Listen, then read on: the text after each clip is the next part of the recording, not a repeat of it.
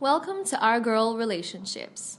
On this channel, we talk about problems people face in their day-to-day lives. Let's start with a video. My sister and her husband were almost homeless last year after my brother-in-law lost his job during COVID. He used to work for Amazon, the warehouse job, but as we all know, the pandemic struck and everyone lost their respective jobs, and they never cared to save money because, as per them, they just don't need to because of never having children and the money they make covers all the expenses, and working a few odd jobs helps them to take care of extra expenses they got. Now, I have a job in finance of a good company, and I'm very careful with my money. And of everything I have, this rule of never doing business or anything related to money with the family. 1, because of my nature towards money, and 2, when they fail to pay, or if I would fail to pay it back, it will completely ruin our relationship. And, as I'm a family guy, I just don't like breaking or being bitter with family relationships. My sister is very much aware of this rule and my nature, but she still asked me for $40,000, as they were in some debt and had literally no money with them to survive and were hitting dead ends. She one day came to me crying and told me that everything and went to my feet crying and begging as they had no one else to go to. I have always loved my sister. We had no reasons to have issues, and I felt bad and didn't want to see my sister living in the car over some random street. So I lent her a huge amount of $40,000. She initially asked me for $60,000 for God knows what purposes, but I also had to keep in mind that I have my own family and you don't know when it's your turn to lose your job to this pandemic. But she was just stubborn about taking $40,000 from me, and I just gave it to her on the promise of returning the same amount. As she was my sister, my own blood, I didn't have the heart to take interest from her. Within 6 months, I suggested making it a $5,000 each month. She said that she wouldn't be able to give it in quarters and agreed to return the whole at the end of 6 months. I know 6 months is a long time, but here we were in a global pandemic, and of course no way a person without a job can return you within 3 to 4 months. I work in the market and I know how it works. My first mistake is this whole thing was not making her sign a contract that can legally bind her to returning me my money back on time.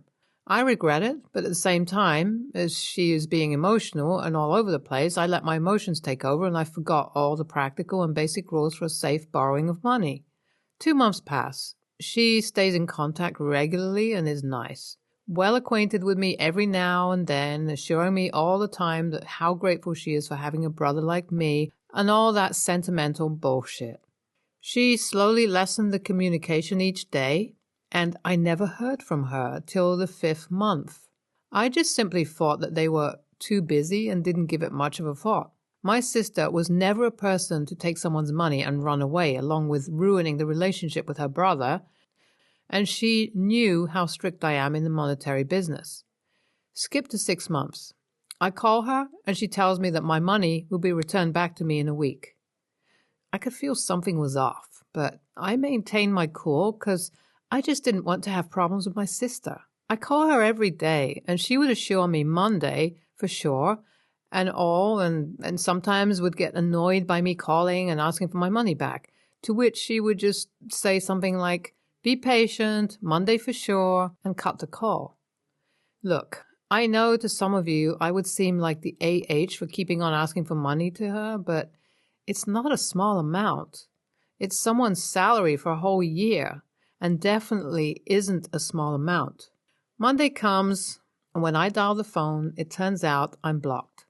Not just from there, but from every social media too. That just made me so angry and disappointed. I told my wife about everything, and she was like, "Wow."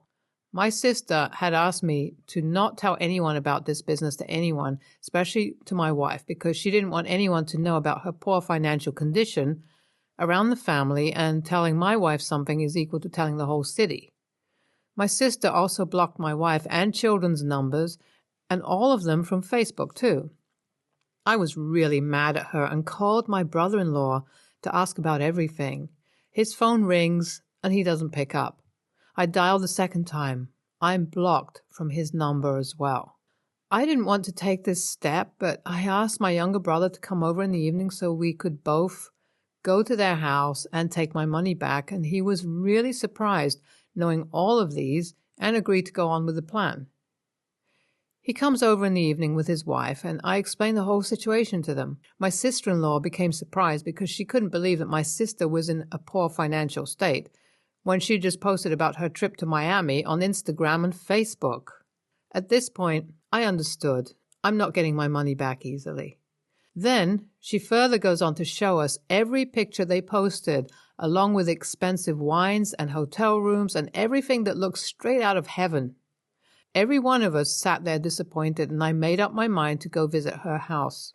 It was not just about money, but lies and disappointment and betrayal. She used to say about how difficult things were all these months when she used to call and talk about her life, and she became all emotional with me. But all along, she was just deceiving me about the whole thing. My brother and we started the engine and went to her house at night because no way they would not be there at night. Sister-in-law also confirmed it by calling my sister just to ask her about her trip. She confirmed that they had returned and were at the house, and upon reaching, I could see all their lights on. In the worst case, I was prepared to call the cops on them, and I don't care. I had enough of her lies and everything. If she has money to go for trips, then she also has money to pay me my $40,000 back. We reached her house at 8:30 p.m. and found them having dinner at that time. I know she can feel my anger because I wasn't really putting an effort to hide it. She lets us in and offers to come inside, but we barge in like we own the place because that's what they got to do to pay me back my money. At this point, my relationship with my sister is good as gone, and whatever. I will try my best to keep it, but it doesn't really matter to me. My brother asks her about her trip to Miami, and she tries acting all innocent then, and we inform her that our sister-in-law showed us the trip pictures. She tries to lie about how it was from years ago, but the date that was on the Polaroids gave her away. Then she breaks down, crying and everything, but I just stare at her completely callous, 'cause that shit ain't working on me. My brother-in-law tried to explain everything about how they were going to return the money soon, on time, but the wedding of a friend came up and they spent the money there. He also said that he was going back to work anyways and he'll return soon. I was really disappointed at my sister for everything and just couldn't stand to look at her, so I took some of her jewelry that looked new and were worth at least $10,000 and returned home and made them orally promise me and recorded the same so that could be used as proof later. I no longer trust her, and she just has 2 weeks to return my money. After we leave her house, she calls my sister-in-law and calls her a bitch for telling me about the trip and how she lost all her jewelry and demanded for her to pay for it. My wife took the phone and told her to piss off and return the money or the cops would be showing up at her house the next time. She cut the call and also blocked her from everywhere. P.S. I guess you are all confused about the timeline.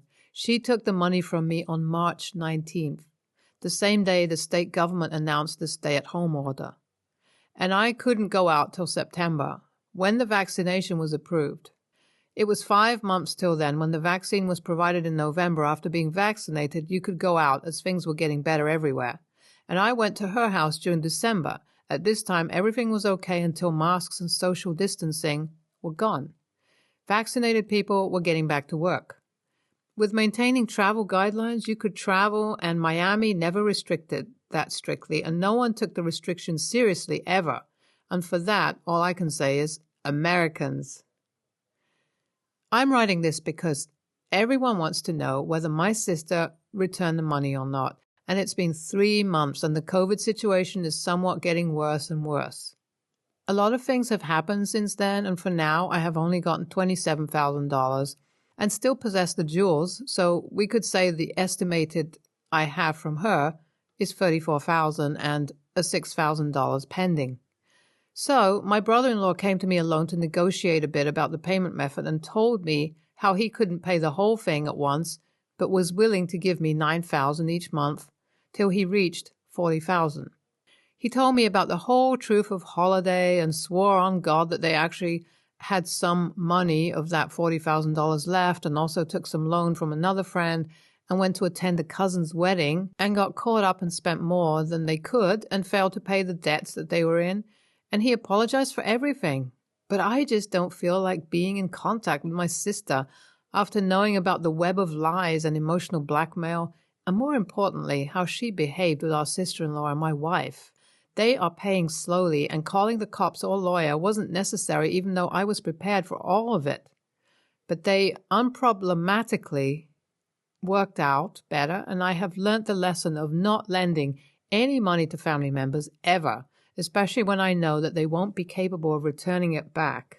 I don't know much about these money matters, but you handled it better than anyone else. NTA for you and YTA for your sister. She doesn't deserve to be in your life after all that lying she did with you. Next story. I'm a 28-year-old woman, my husband's 31, and we recently had our first child together, a little boy who's about to be 8 months old. We've just found out that we're expecting our second child. We also recently moved a few states over for my husband's work. We moved to a town that's a bit of a cross between an old, small town and a suburb, and we ended up buying an older house.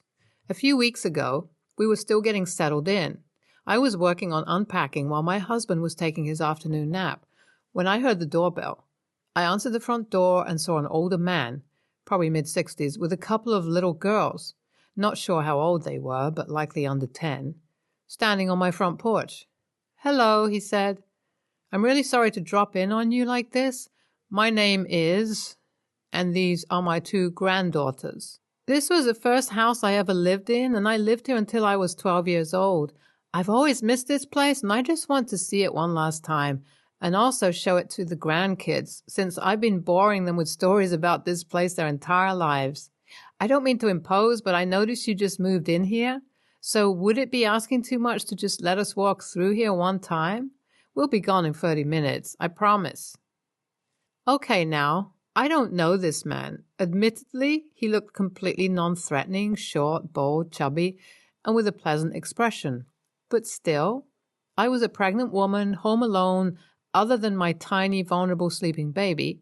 Based on that, I told him, "Geez, I'm sorry, but no, I'm just not comfortable with strangers traipsing through my house right now." He answered, "I completely understand, but we really won't be a bother.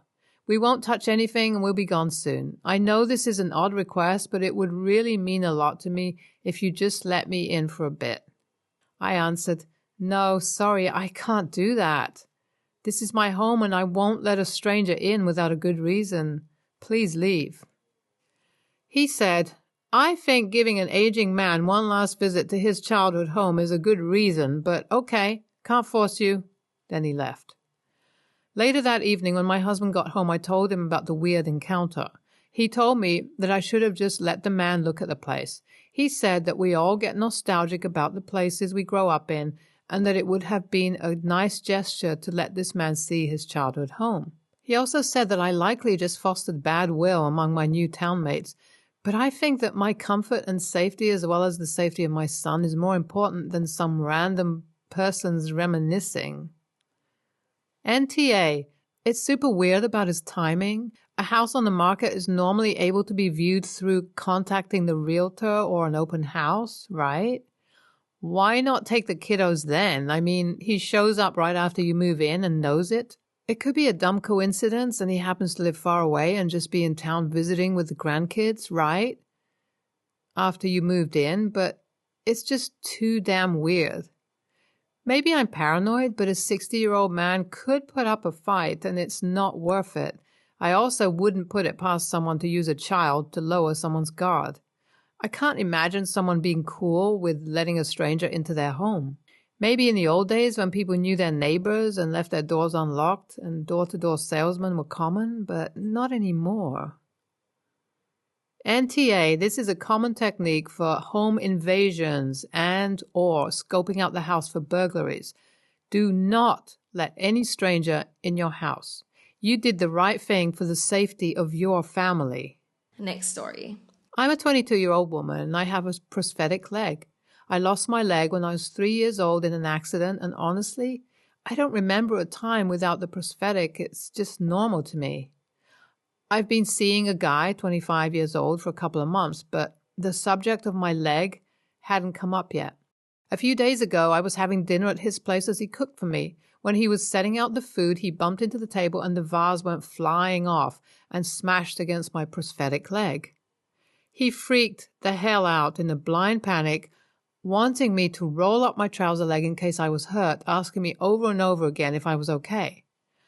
I admit I was startled and relieved it had been that leg and couldn't help laughing, and I reassured him it was fine over and over again, but he didn't believe me and demanded to see, so to prove it, I removed my prosthetic leg, showing it to him and explaining the situation and how I'd lost my leg when I was little.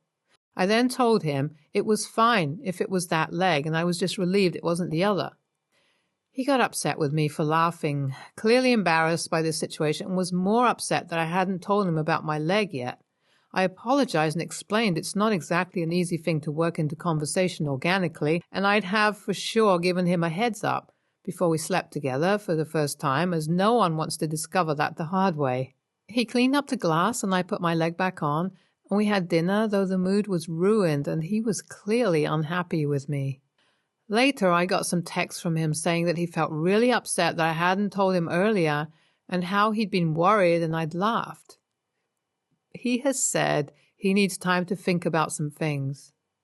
My laughter wasn't at him, more the shock of the situation, and I tried to explain that, but he has asked me to give him some space. I have been planning to tell him, but it's not like you can just say, "Hey, BTW, I only have one leg. That cool?" Naturally, in conversation, was I the a-hole here? NAH, he was shocked, then more shocked. You were surprised and laughed and told him something he didn't know. People laugh at funerals. People cry at inappropriate moments. Humans are complicated. Either he will get over it, this should be quick, or he will reveal himself to be a dramatic festival of self-absorption. Either way, you should know by tomorrow, and you did nothing wrong. You've been dating for a few months and he's never noticed you haven't told him?